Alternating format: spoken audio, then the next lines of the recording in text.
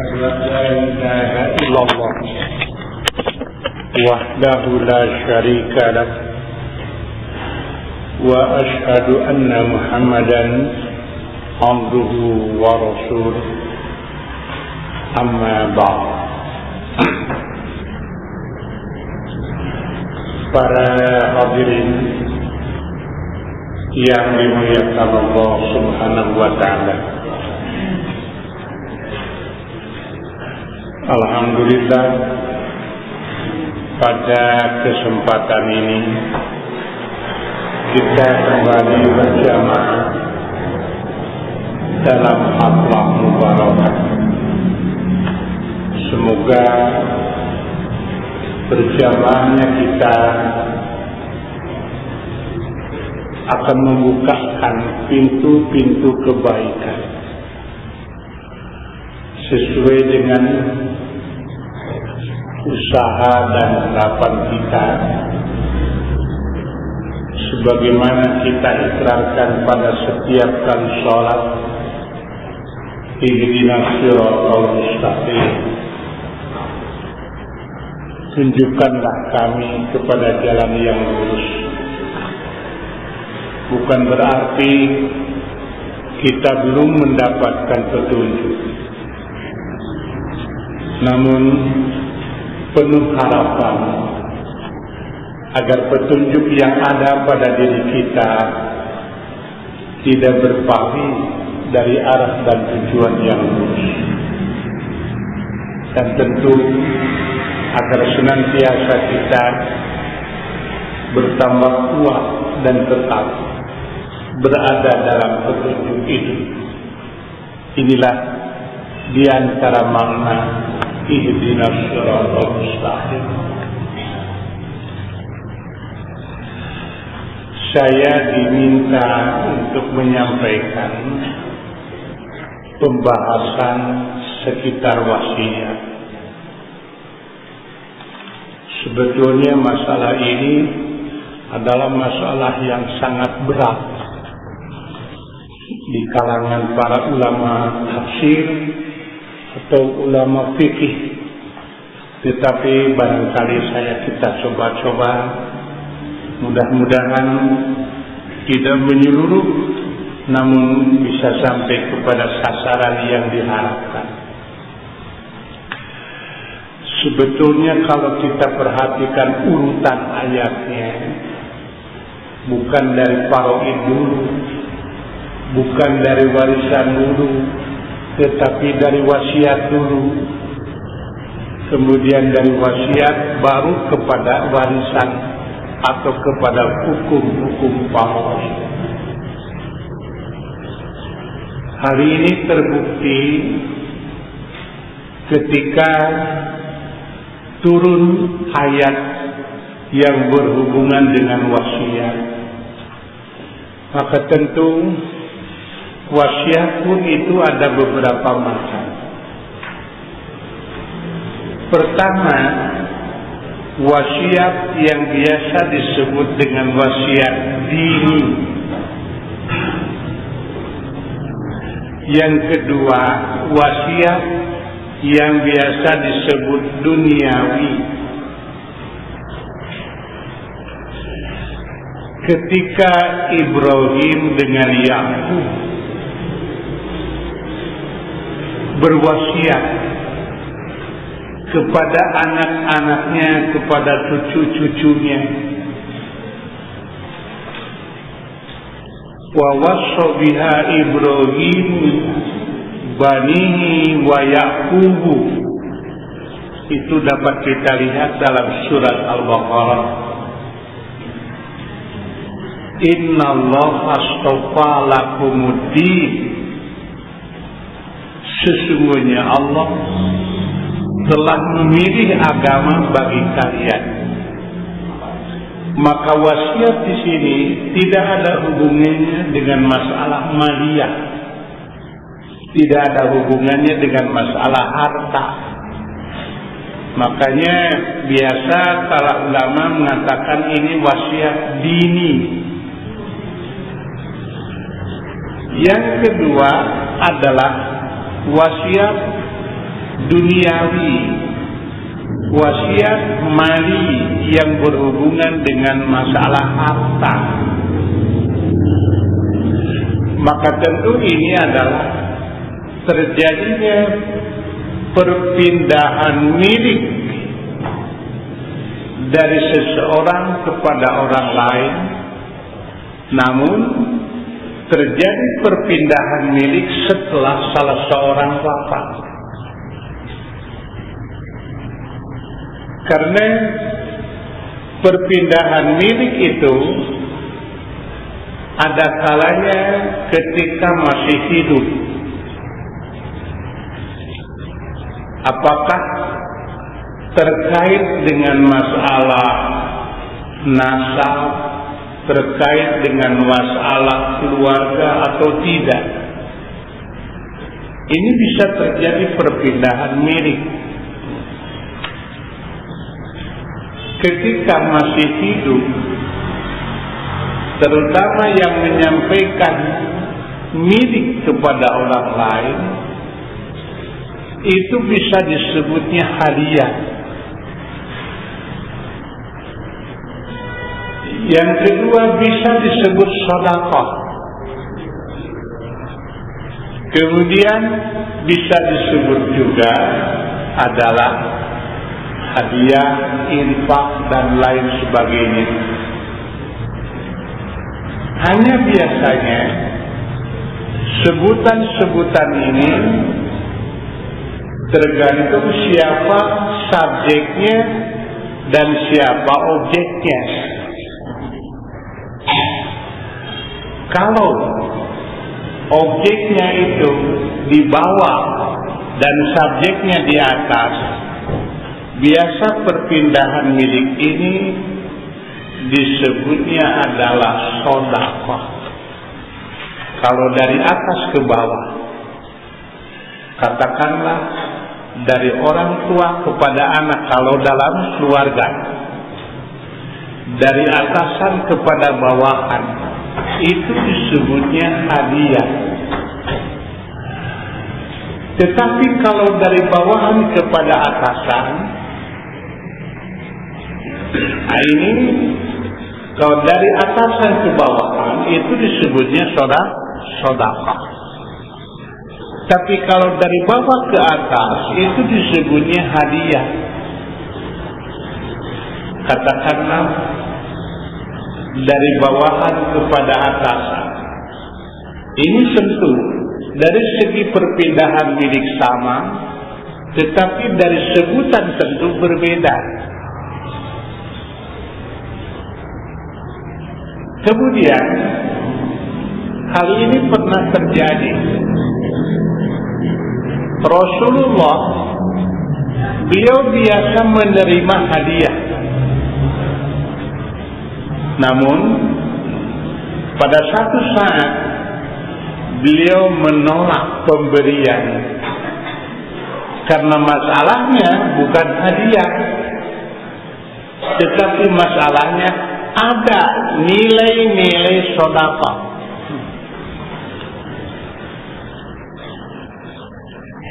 Ketika dalam satu perjalanan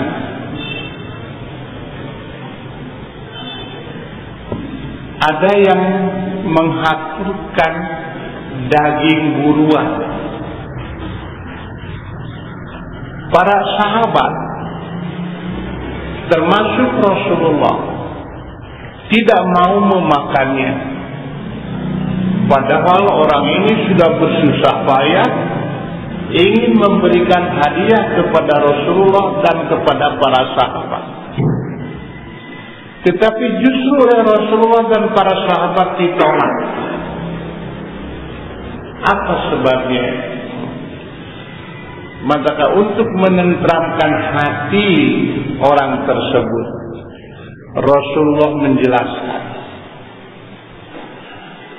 kenapa kami menolak pemberian kamu?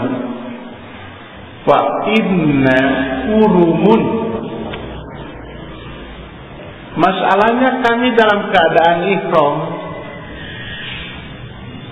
sedangkan engkau berburu itu sengaja untuk memberikan kepada kami yang sedang ihram. Nah, di sini menunjukkan bahwa ada hadiah yang tidak boleh diterima karena keterkaitannya dengan faktor-faktor luar. Di antaranya adalah yang berhubungan dengan ihram. Apakah ihram umroh ataupun ihram haji. Meskipun orang ini tidak berburu, tetapi ada orang yang berburu sengaja untuk diberikan kepada orang yang sedang ihram. Maka yang seperti ini termasuk pemberian yang tidak boleh diterima. Apabila demikian, ternyata bahwa pada satu saat terjadi perpindahan milik, itu asalnya dilarang dalam agama.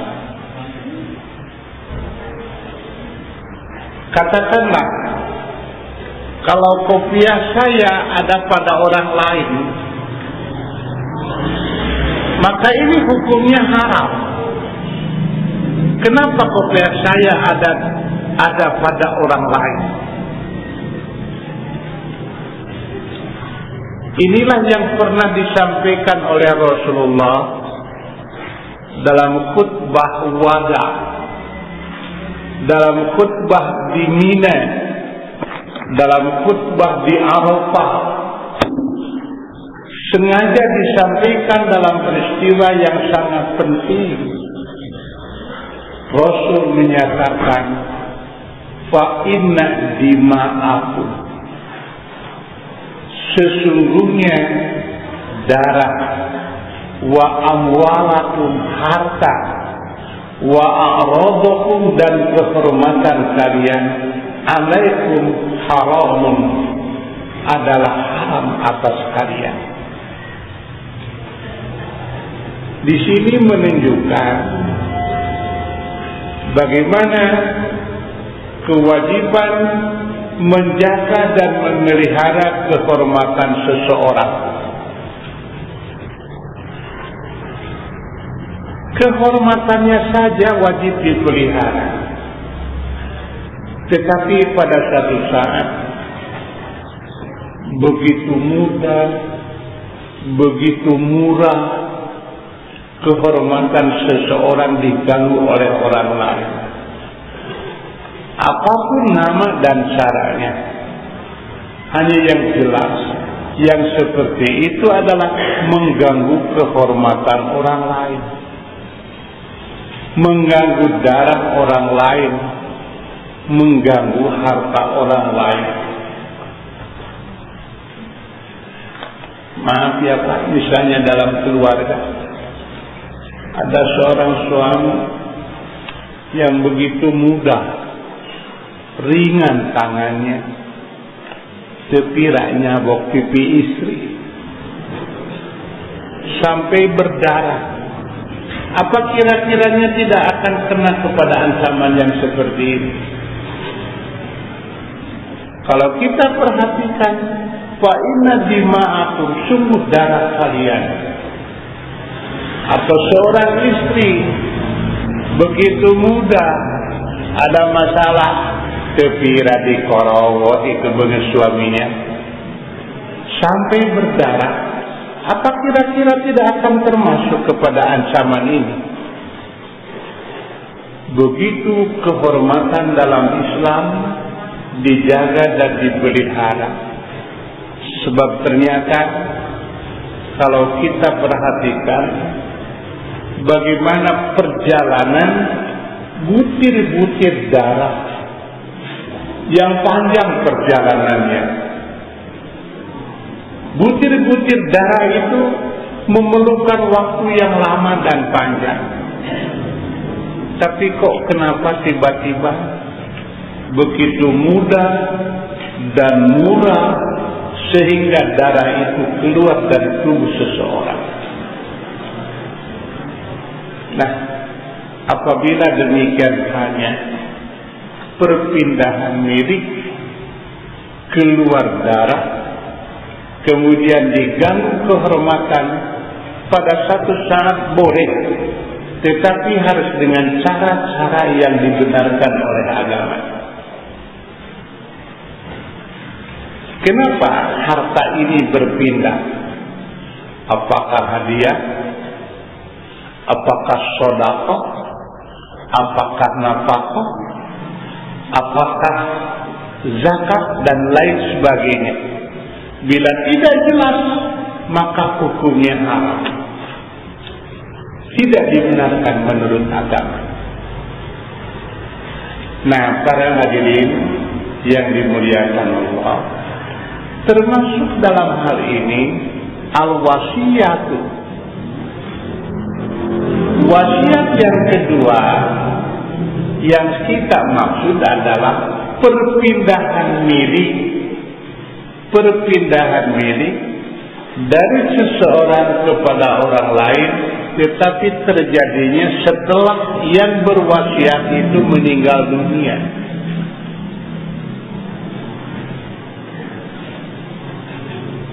Ini pada asalnya perpindahan milik dalam keluarga.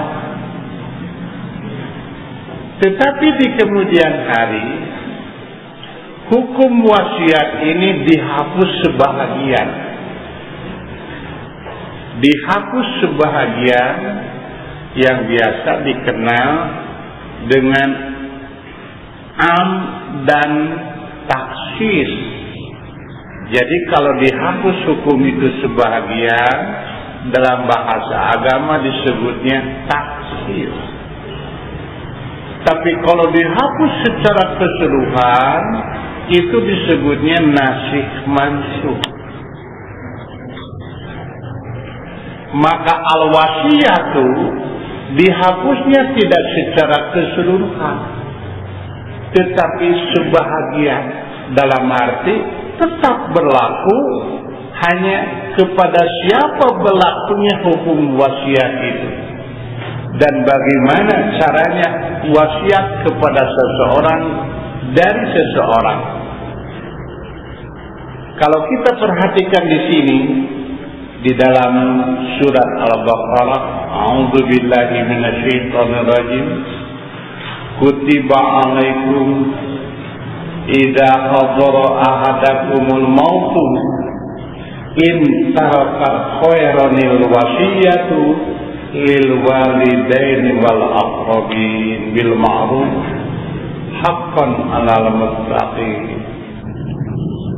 Faman baddalahu ba'da ma sami'ahu wa innama ithmuhu 'alal ladzina yubaddilunahu innallaha sami'un 'alim. Faman khafa min musin janaban aw ithman fa aslaha bainahum fala ithma 'alaihi innallaha ghafurun rahim. Inilah yang biasa dijadikan dasar hukum wasiat pada asalnya. Diwajibkan atas kamu apabila seorang di antara kamu kedatangan tanda-tanda maut, jika ia meninggalkan harta yang banyak, berwasiat untuk ibu dan bapakmu secara ma'ruf. Ini adalah kewajiban atas orang-orang yang bertakwa. Jadi pada pokoknya di sini dikatakan ada wasiat untuk ibu dan bapak dan ada wasiat untuk kaum kerabat. Tetapi di kemudian hari ternyata ibu dan bapak adalah termasuk orang-orang yang mendapatkan warisan.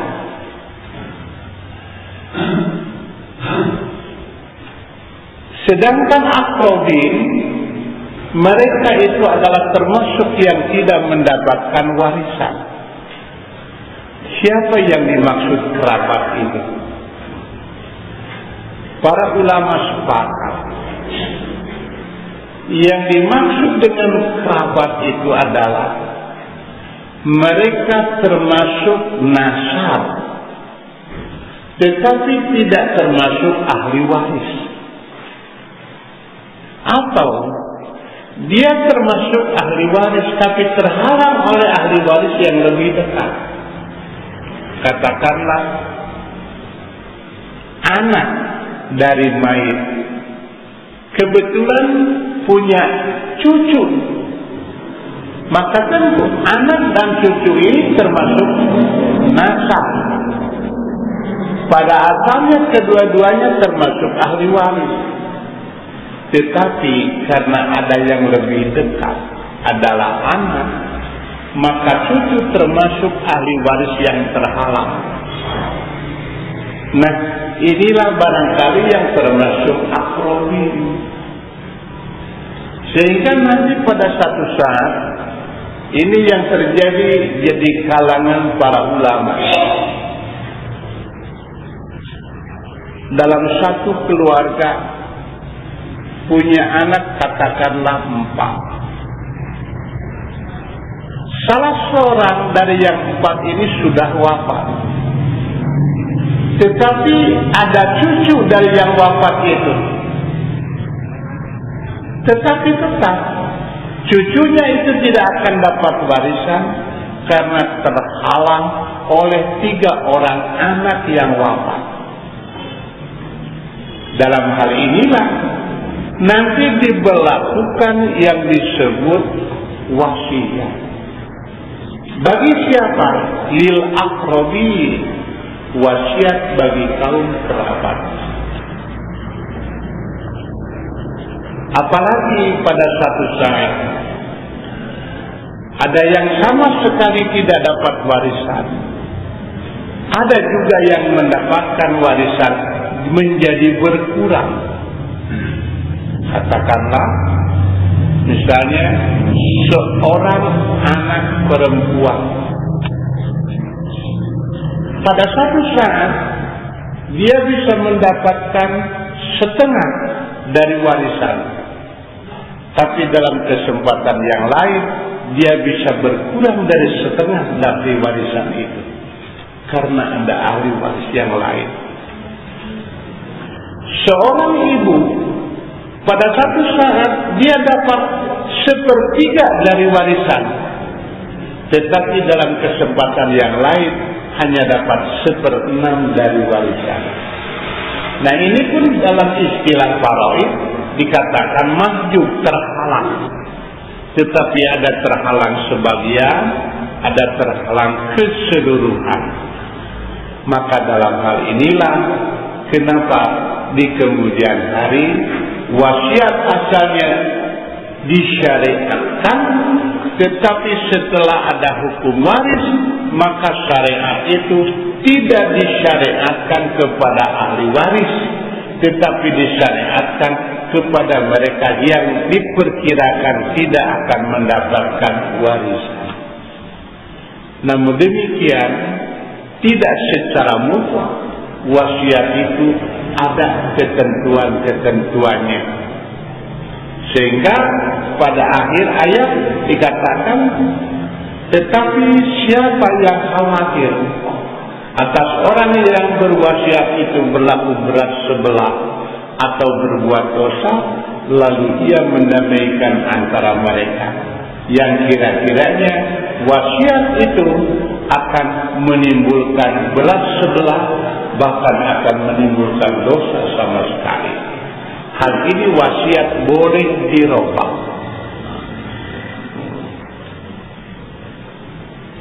Nah, di sini ada penjelasan dari para mufassir.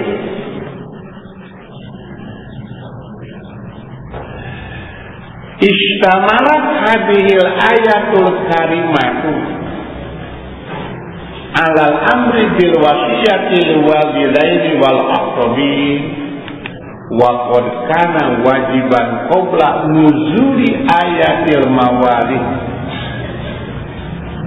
Falamma nazalat ayatul faraid. Nah, di sini nasakhat hadhihi wa sharatil mawarisul muqaddarah faridatan minallah. Ayat ini mencakup perintah berwasiat terhadap ibu bapa dan kaum kerabat, dan hukumnya wajib pada asalnya wasiat itu. Sebelum turun ayat warisan, jadi menunjukkan urutannya wasiat dulu, kemudian baru ayat yang berhubungan dengan warisan. Maka tatkala turun ayat faraid menghapus ayat ini, artinya hukum faraid menghapus ayat wasiat, dan jadilah warisan tertentu itu sebagai kewajiban dari Allah. Dan justru ini yang sering jadi masalah di kalangan keluarga. Kenapa? Terutama seolah-olah ada ketidakadilan. Misalnya, kenapa anak laki-laki pada satu saat mendapatkan 2 bagian, kenapa anak perempuan mendapatkan 1 bagian? Pertama, karena dihadapi dengan perasaan. Yang kedua, dia tidak terpikirkan bahwa dari ini dia dapat 1 bagian, tapi dari sisi yang lain dia tetap mendapatkan 2 bagian. Kenapa? Karena anak perempuan itu suaminya kan laki-laki.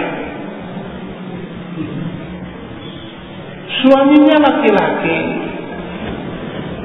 Jadi dari bapaknya dia dapat 1 bagian, tapi harus diingat bahwa nanti suaminya akan dapat 2 bagian dari bapaknya.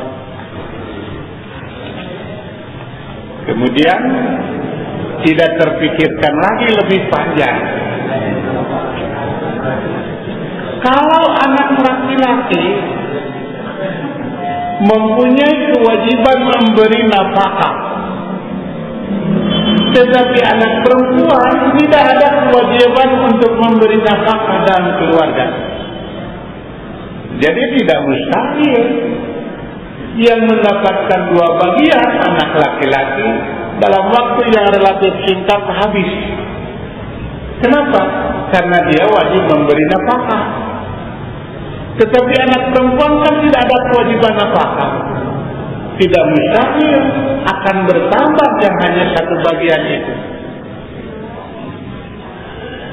Kemudian, kenapa tidak diperhatikan yang lain?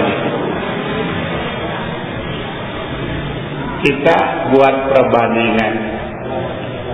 Kalau warisan dapatnya itu hanya 1 kali seumur hidup, tetapi ada kelebihan yang diberikan kepada kaum perempuan, bukan sekali seumur hidup, tetapi selama hidup, dan bukan 1 kali selama hidup. Kenapa? Karena ada yang hanya dilakukan oleh perempuan, tidak bisa dilakukan oleh orang lain. Ketika Rasul menyatakan, ya Rasulullah, siapa yang paling berhak untuk mendapatkan perlakuan yang baik dari diriku? Kata Rasul, ibumu. Kemudian siapa? Ibumu. Kemudian siapa? Ibumu. Kemudian siapa? Ibumu. Kemudian siapa? Bapamu. 3 berbanding 1. Nah, ini kok kita jadi perhatiannya. Kalau warisan hanya 2, ini kan 3 berbanding 1.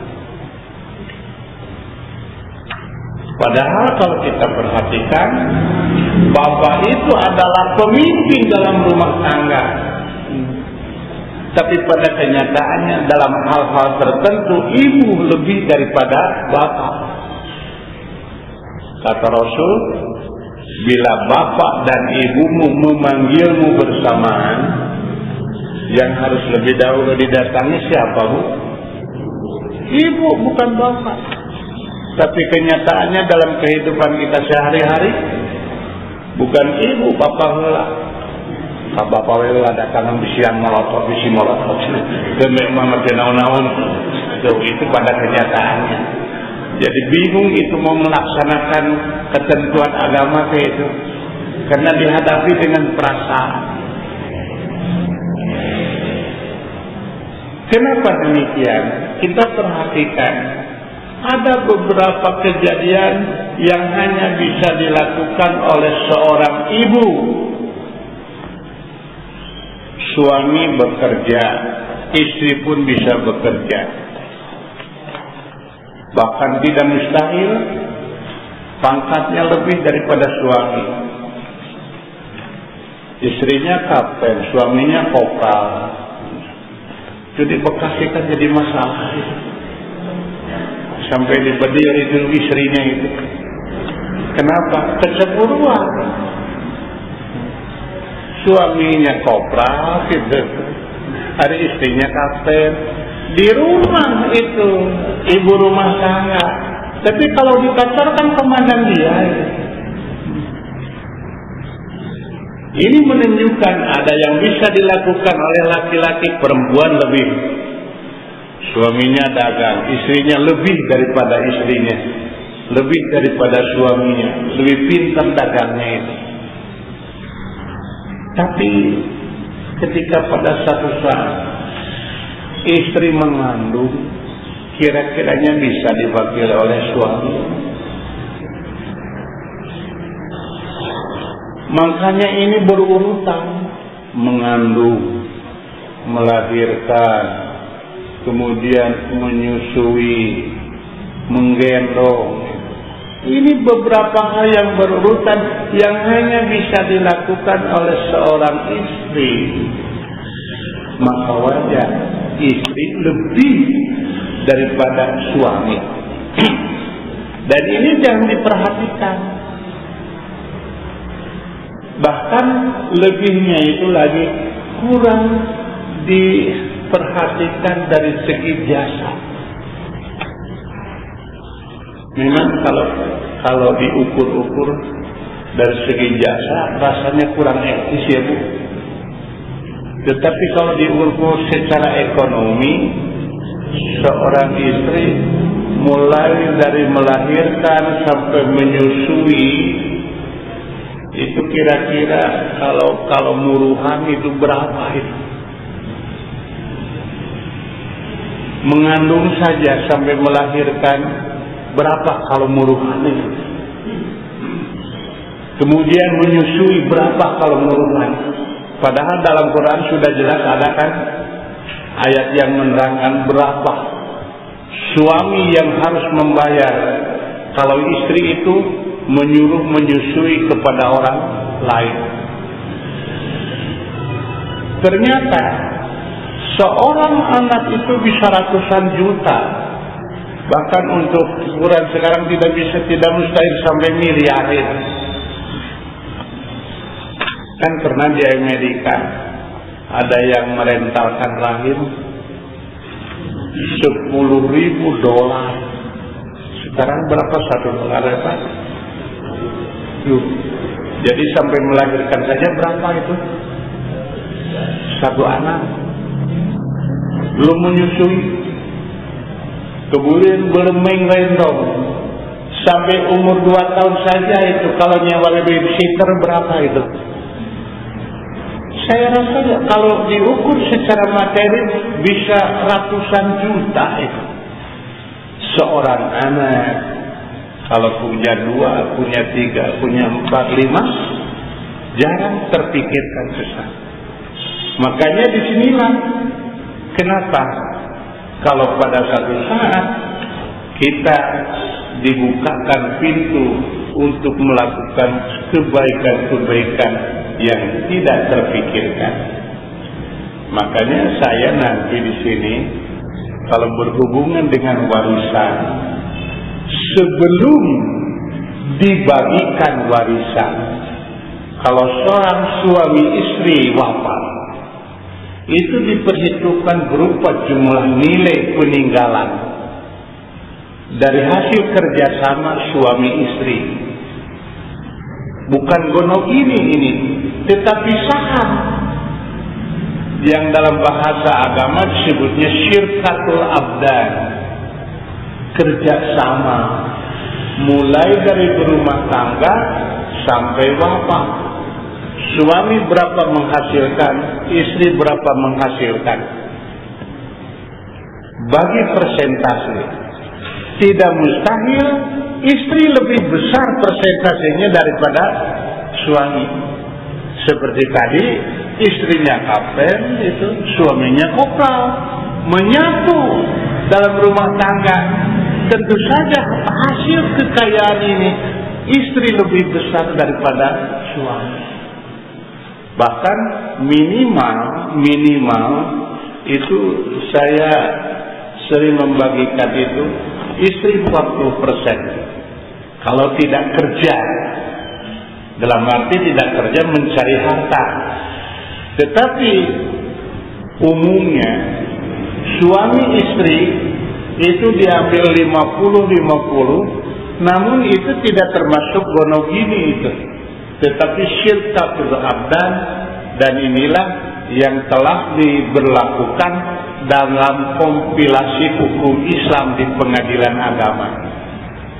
Jadi 50-50, suami 50, istri 50. Nah, barulah wasiat yang diberikan itu dari yang 50%, bukan dari keseluruhan. Kenapa? Karena dari siapa wasiat itu diberikan? Mustahil wasiat diberikan kepada yang masih hidup.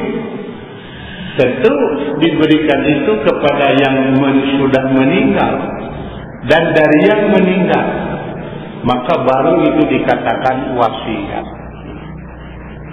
Makanya di sini, kenapa pada asalnya harta itu harus ke bawah kepada nasab, dan itulah demikian ketentuan waris dalam Islam. Ke bawah dulu, kalau ke bawah tidak ada, baru ke atas. Ke bawah tidak ada, ke atas tidak ada, baru ke samping. Makanya kepada anak dulu, kepada cucu dulu, baru kepada bapak, kepada ibu dan nenek. Bila tidak ada, baru ke arah samping, kepada saudara yang wafat, ataupun kepada adik saudara dan lain sebagainya. Di sini barangkali kita perhatikan ketika seorang sahabat An-Nasah dan Qala, sesungguhnya Sa'ad berkata, "Ya Rasulullah, wahai Rasulullah, sesungguhnya saya mempunyai harta yang banyak dan tidak ada yang akan mewarisiku kecuali anak perempuanku. Hanya punya anak satu. Ini ahli warisku. Apakah saya boleh berwasiat dengan 2/3 hartaku?" Beliau bersahabat, "Tidak atau jangan." Dia berkata, "Kalau setengahnya?" Beliau menjawab, "Jangan." Dia bertanya, "Bagaimana kalau 1/3?" Beliau menjawab, 1/3. 1/3 pun itu banyak. Sungguh, jika kamu meninggalkan ahli warismu dalam keadaan kaya, lebih baik daripada meninggalkan mereka dalam keadaan fakir, meminta-minta kepada manusia.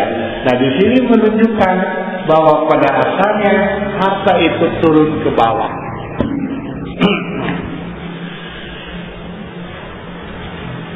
Menunjukkan bahwa wasiat itu dihapus sebahagian tidak dihapus keseluruhan. Ini berdasarkan sabda Nabi Shallallahu Alaihi Wasallam. Pada hadis berikutnya beliau menyatakan an Abi Umamah, dari Abu Umamah qala berkata, sami'tu Nabiyya Shallallahu Alaihi Wasallam yaqul,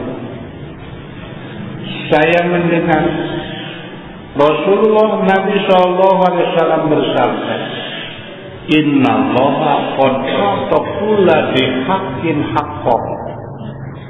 Sesungguhnya Allah telah memberikan setiap yang berhak haknya, maksudnya warisan. Fala wasiyata li warisin, maka tidak ada wasiat bagi ahli waris. Jadi yang sudah dapat warisan itu tidak mendapatkan hak untuk wasiat. Jadi seandainya ada orang yang berwasiat kepada ahli waris yang mendapatkan warisan, yang seperti inilah yang dimaksud apabila khawatir kena kepada dosa yang berwasiat, maka boleh dirubah isi wasiatnya itu. Kenapa? Karena tidak ada wasiat kepada ahli waris. Bahkan kalau kita perhatikan daripada sabda Rasulullah Shallallahu Alaihi Wasallam itu, di sana terkandung ada makna yang tersirat dengan ungkapan sepertiga juga itu besar. Bahkan, di sinilah artinya kalau bisa jangan kurangi dari sepertiga wasiat itu. Kalau mau berwasiat kurangi dari sepertiga. Makanya Ibnu Abbas di sini mengatakan, "Lau anna nasa ghaddu min al-thuluthi ila rubu'i." Sungguh kalaulah orang-orang mengurangi dari sepertiga ila rubu'i kepada seperempat. Artinya wasiat itu terus dikurangi seminim mungkin. Kenapa? Wa inna Rasulullah qala, sebab Rasulullah bersabda, as-sulusu was-sulusu katsir, sepertiga pun itu adalah banyak. Artinya disanya tersirat mana? Kalau bisa kurangi lagi dari sepertiga pun.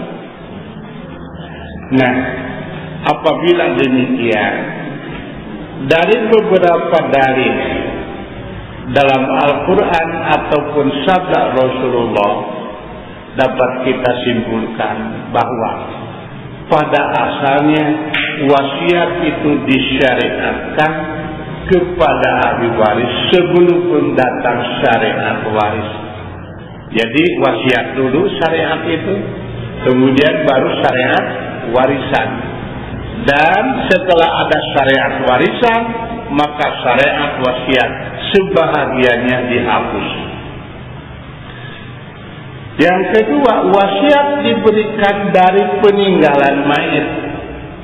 Artinya nanti setelah dipisah-pisahkan, mana milik istri dan mana milik suami. Nah, paling banyak sepertiga bilik itu adalah dari milik yang meninggal, apakah suami atau istri yang meninggalnya, dengan ketentuan bahwa tidak ada wasiat kepada ahli waris. Wasiat tidak lebih dari sepertiga peninggalan mayit. Jika ada wasiat yang mengandung dosa atau salah, maka boleh dirubah berdasarkan musyawarah.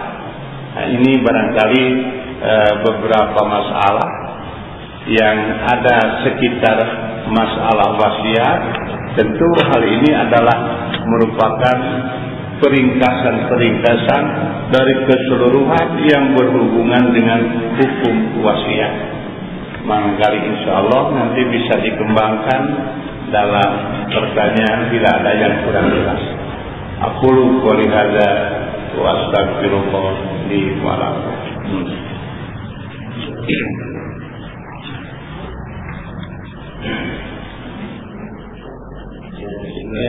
Iya, Pak. Kalau tadi aktual itu kan tidak boleh mendapat hadiah, tapi kalau hadiah bagaimana Pak? Saya punya dari bagian apa yang sudah dimiliki itu dihadiahkan kepada anak-anak dengan tidak membedakan apakah anak-anak laki-laki atau perempuan, apakah anak dapat di sekolah anak-anak itu kan boleh kan Pak?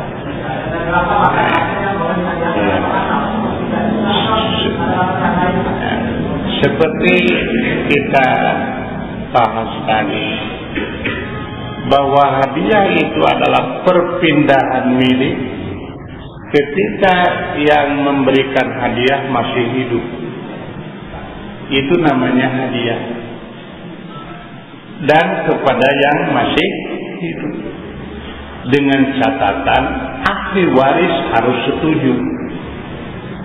Jadi seandainya ahli waris itu setuju, maka sah-sah saja hadiah itu. Ketika satu saat ada seorang sahabat yang memberikan hadiah kepada salah seorang putranya, anak-anak yang lain tidak ada yang diberi. Kemudian anak yang lain ini datang kepada Rasulullah.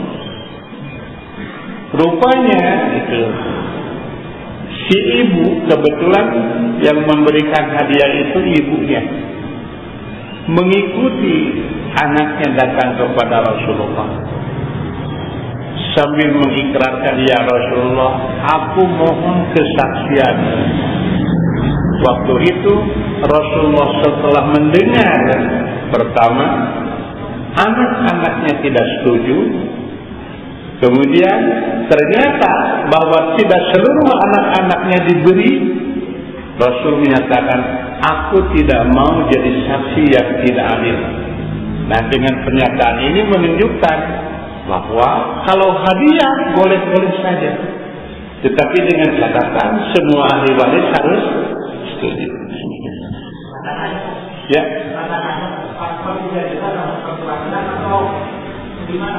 Ya.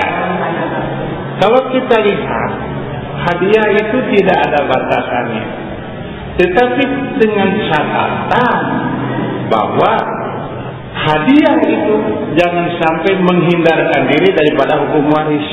Nah, itu saja.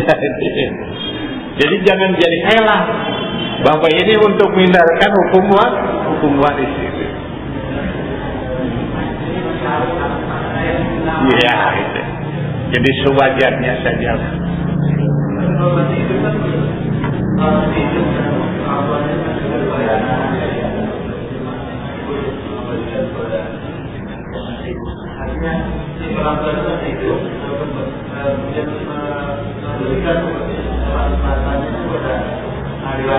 Ya, boleh saja yang tadi dikatakan hadiah, tetapi dengan catatan jangan menghindarkan agar tidak berlaku hukum waris.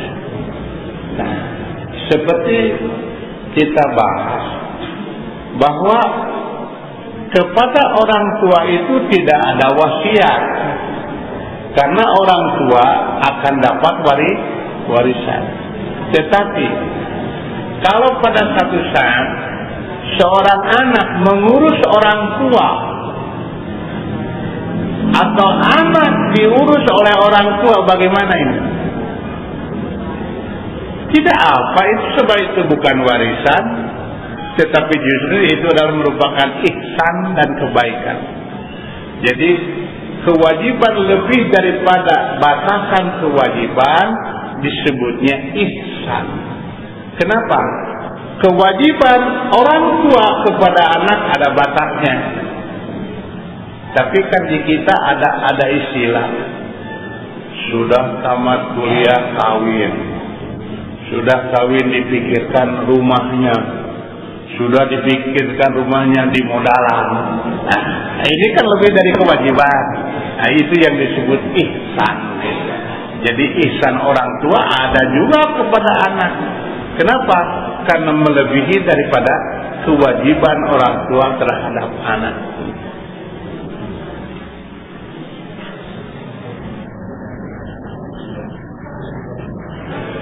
Ya udah.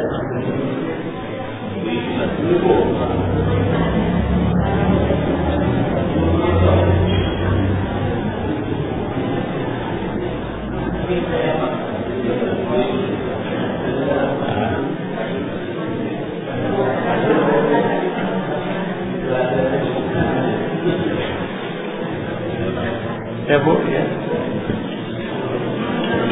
Ya.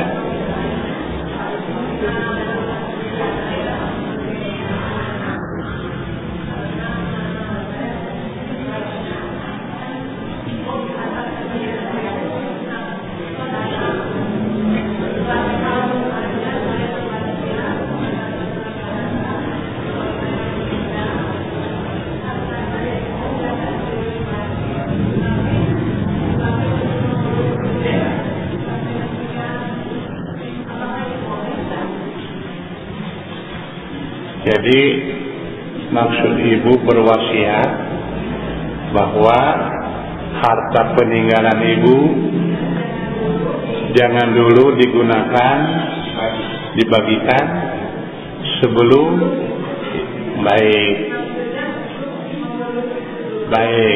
Saya tanya dulu, ketika seseorang meninggal, harta itu milik siapa? Nah, jadi bukan harta yang meninggal ya. Ketika seseorang meninggal, harta itu kan tidak ada yang memiliki. Sudah bukan harta ibu, tetapi kembali lagi kepada yang memberikan harta. Maka kepada siapa? Segera berikanlah kepada haknya. Tadi dikatakan bahwa innallaha qad a'ta kulli haqqin haqqahu. Sesungguhnya Allah telah memberikan hak kepada setiap yang berhak. Nanti tentukan siapa yang berhak. Hanya tentu nanti yang mendapatkan hak ini harus memperhatikan pula ibunya ketika dia masih diperhatikan oleh anaknya yang wafat. Itu barangkali. Jadi nanti jangan sampai terjadi harta orang lain termakan oleh ibu itu. Kan akan terjadi begitu.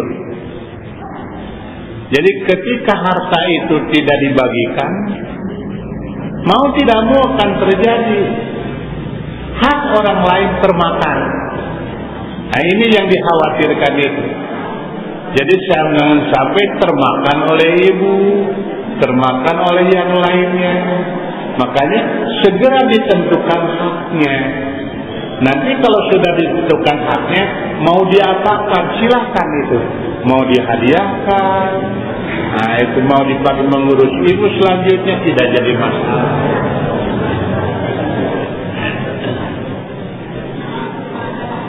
Ya Pak.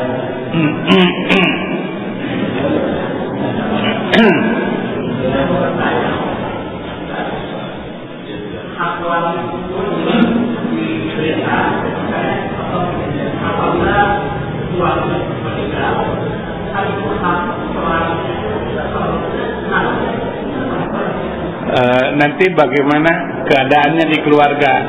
Istri itu kalau tidak 1/4, 1/8, ya. 1/4 atau 1/8, 1/6 itu adalah ibu. Bukan bukan istri, tapi ibu yang meninggal itu. Bapak, ya orang tua itu.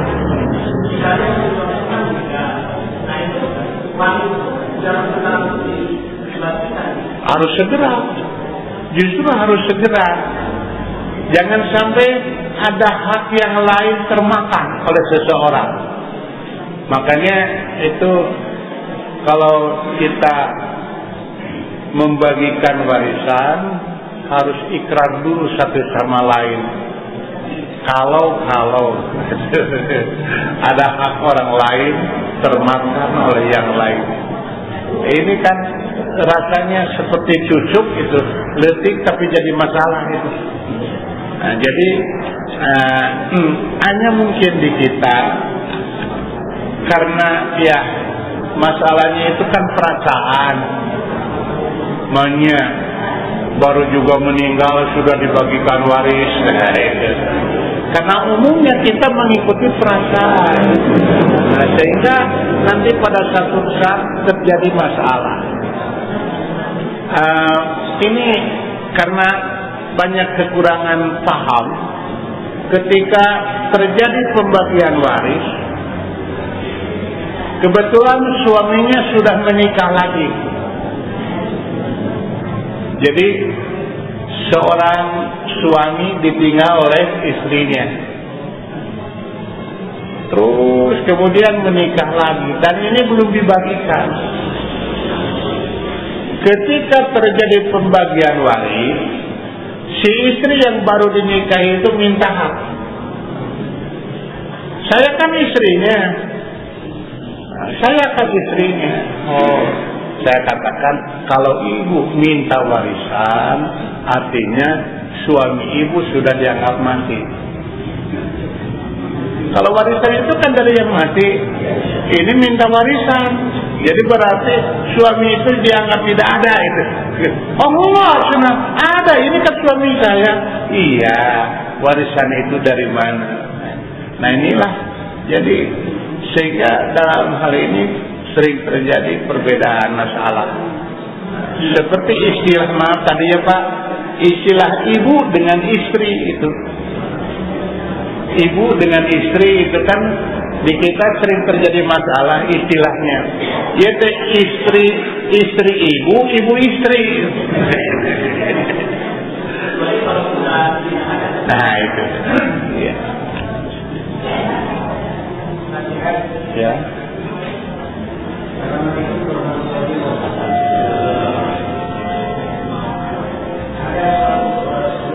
Ya.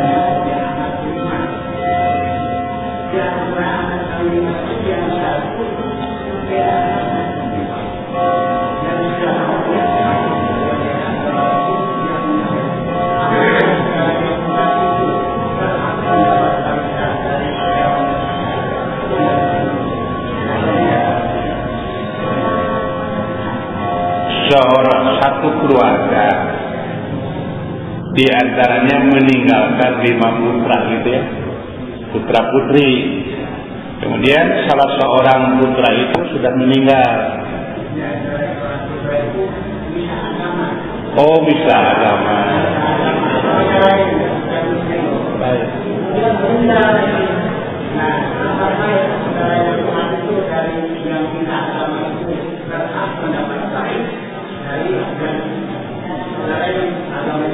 Ya, ada penyebab tidak dapat warisan.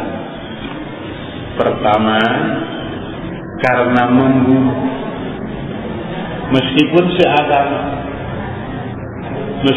seagama, tetapi karena membunuh, maka yang membunuh tidak akan dapat warisan. Seperti ini peristiwa dalam surat Al-Baqarah Nabi Musa itu, ya, sampai disembelih sapi itu untuk memastikan siapa yang membunuhnya itu. Ternyata keponakannya. Sejak itulah ada syariat Nabi Musa sampai berlaku Isa sampai Nabi yang terakhir bahwa pembunuh itu putus waris. Yang kedua, berbeda agama. Yang ketiga, hamba sahaya.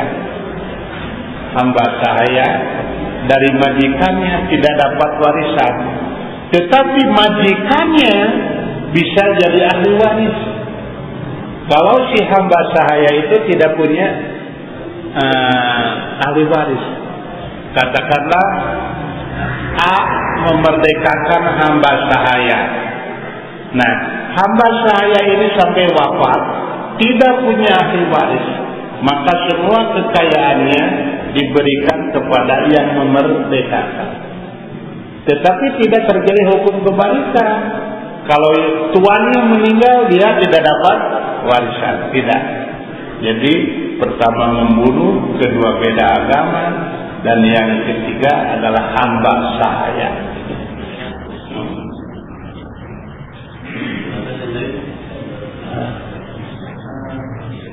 Ada contoh kasus seperti ini. Jadi ada di Surabaya itu ada dua anak yang laki tidak berbuat, tapi yang laki ini dirinya nantinya beruntung bila dia berdunia. Iya.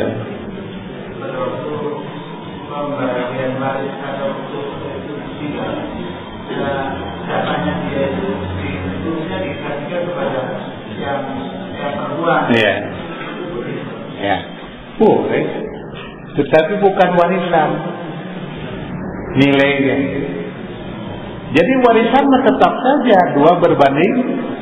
Tetapi kalau sudah ditentukan ini warisan, kemudian dia berikan kepada adiknya yang tidak mampu, nah itu satu kebaikan dari dia.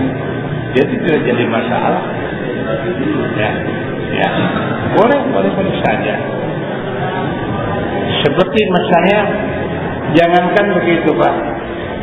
Misalnya sekarang ada saudara perempuan satu, yang lain laki-laki. Kan yang perempuan hanya dapat 1, laki-laki dapat 2. Kemudian setelah pembagian warisan selesai, yang laki-laki sepakat bahwa nanti sebagian dari yang 4 itu diambil sebagian, sehingga nilainya sama antara laki-laki dengan perempuan. Ini boleh kalau asal jangan warisan. Nah ini termasuk ihsan, dan kalau dilakukan dengan musyawarah tidak apa-apa. Tidak termasuk meninggal waris. Bukan merubah hukum waris. Hukum waris tetap. Tetapi kita dianjurkan untuk berbuat ihsan. Nah itu.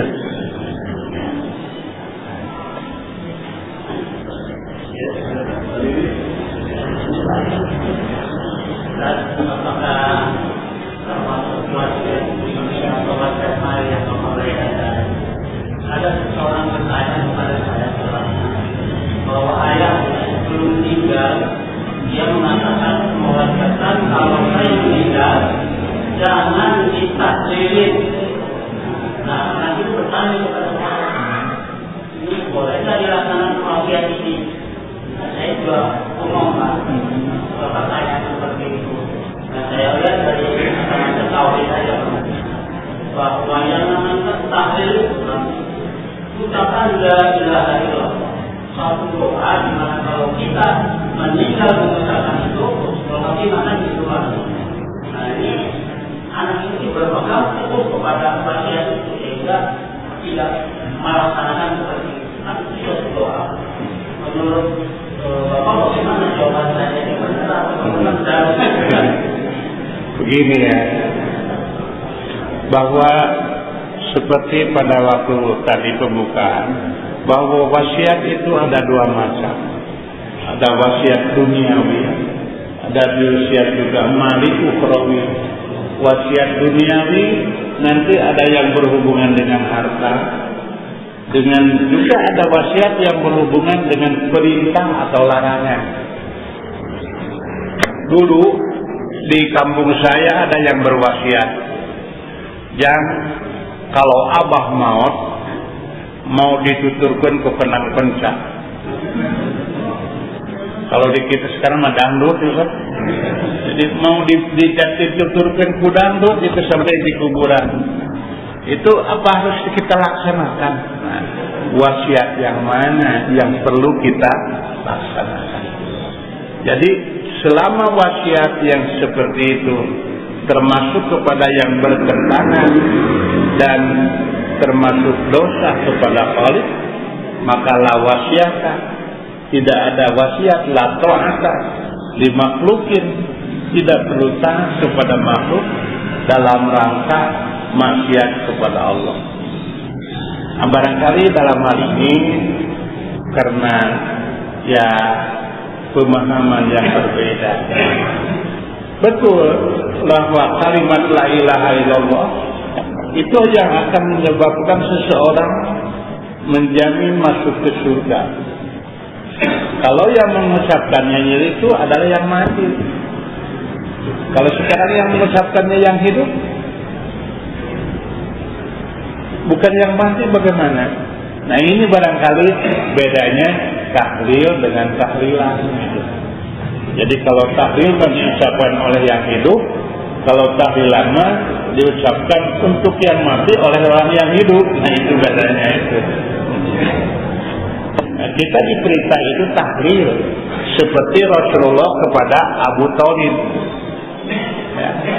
Kata Rasulullah, ya ami, qul la ilaha illallah. Ucapkanlah la ilaha illallah. Kalimatan asyhadu indallah. Kalimat yang aku akan bersaksi di hadapan Allah bahwa engkau pernah mengucapkannya.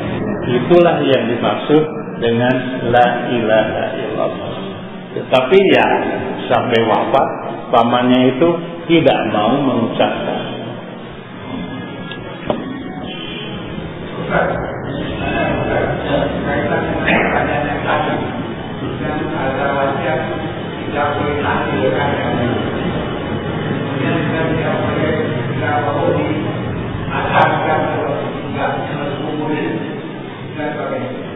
Apakah nanti sifat-sifat yang menghasilkan rusak?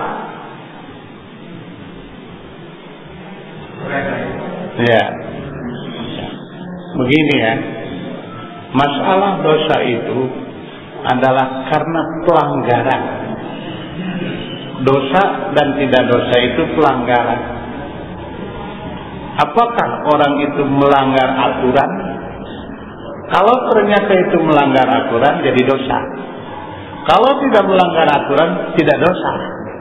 Itu batasannya. Jadi kalau termasuk dosa, maka berarti melanggar aturan. Nah, yang perlu kita jelaskan, kalau adzan itu untuk siapa? Kalau adzan itu kapan diucapkannya? Tidak ada adzan kecuali untuk sholat. Nah, kok kenapa ini orang yang sudah meninggal diadani? Dan kalau yang meninggal itu menjawab Allahu Akbar, Allahu Akbar, Allahu Akbar, panggilan aluncat yang ada itu. Hanya untuk saja belum pernah terjadi yang seperti itu.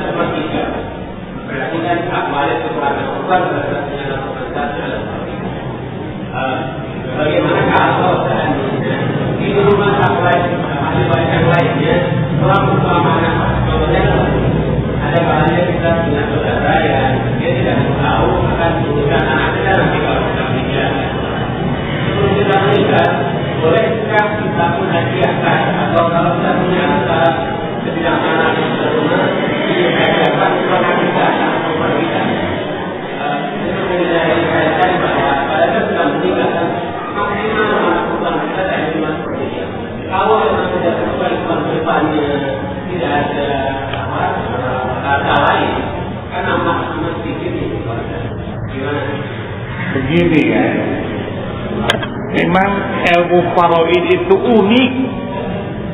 Ilmu faraid itu unik. Seperti seorang anak perempuan kalau meninggal ditinggalkan oleh ibunya, oleh bapaknya, dia mendapatkan itu setengah dari jumlah warisan. Tetapi kalau ternyata tidak ada ahli waris yang lain, hanya dia ahli warisnya sendiri, yang sisanya itu justru dapatkan kepada dia. Kalau tidak ada ahli waris yang lain. Ini barangkali nanti dalam istilah waris ada yang disebut ada yang disebut rod, bahkan nanti bisa berkurang. Yang tadinya setengah berkurang, yang tadinya sepertiga berkurang. Kalau ternyata bahwa yang dibagikan itu kurang, sedangkan yang dibagi banyak, nah itu bisa dikurangi. Nah itu makanya dalam ilmu faraid ada istilah al dan rod. Kalau terkait tadi kita mengajarkan anak kita untuk tujuannya adalah bahwa nanti pada saat kita menikah kita mendapatkan kaya lebih dan apa ya kemudian ya seperti saya katakan, yang pokok jangan sampai menghindar daripada hukum saja. Jadi selama tidak menghindar hukum waris, artinya tidak menghabiskan dengan hadiah, silahkan tidak apa-apa. Seperti ada yang sahabat tadi menghadiahkan hartanya kepada anak-anaknya sebelum wafat. Ada lagi yang lucu nanti. Ada seorang suami ketika dia akan wafat mentalak, menceraikan istrinya. Itu terjadi pada zaman Umar ibn Khattab. Secara hukum zahir bukan istrinya kan, karena sudah ditalak. Tetapi Umar sebagai khalifah, sebagai presiden itu, yang mengatur termasuk masalah kekayaan umat, kesejahteraan umat, oleh Umar diberi warisan. Kenapa? Karena Umar tahu bahwa dia mencerai istrinya itu agar istrinya tidak dapat warisan. Itu kan motivasinya itu.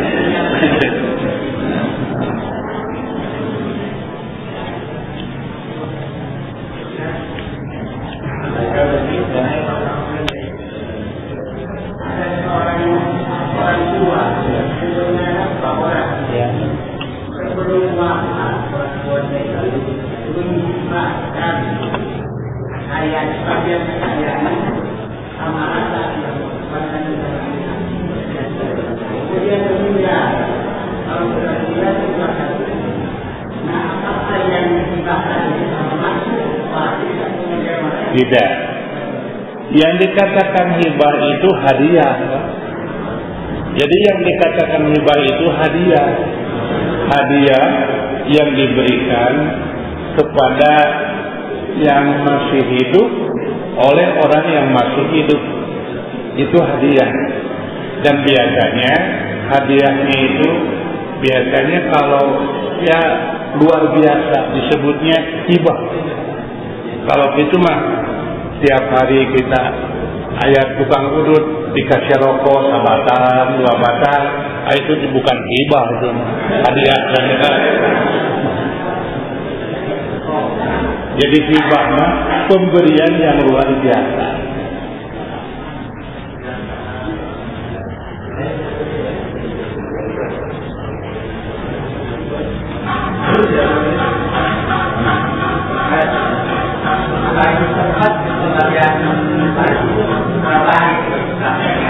Tidak ada ketentuan harinya, yang layak saja, yang pantas, sehingga tidak akan mengganggu suasana itu. Itu yang layak itu.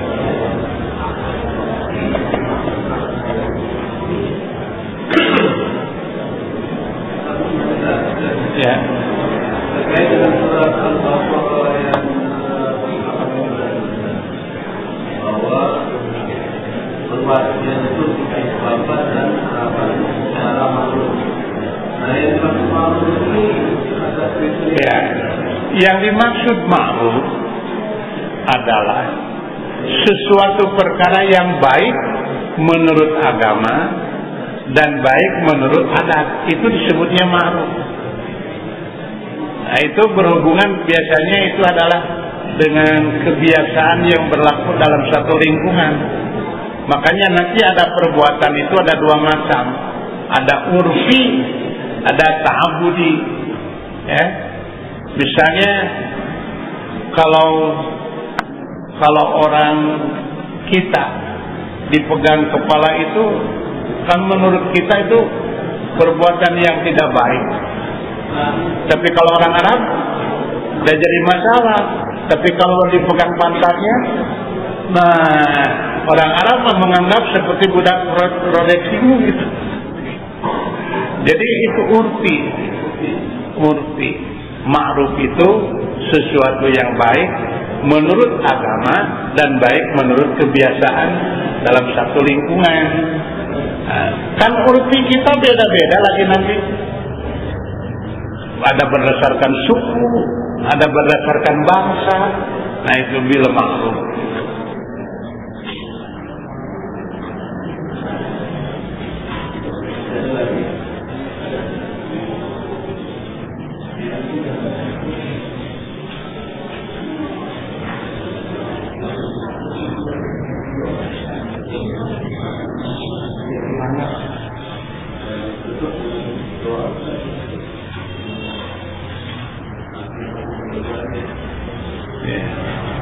Alhamdulillah,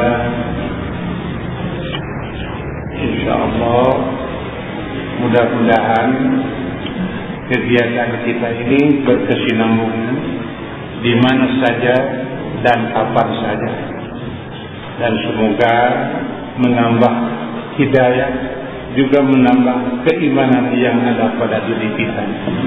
Rabbana la tuzigh qulubana ba'da idh hadaitana wa hab lana min ladunka rahmah innaka antal wahhab. Rabbana innaka jami'un nasi li yaumin la raiba fi innallaha la yukhliful mi'ad.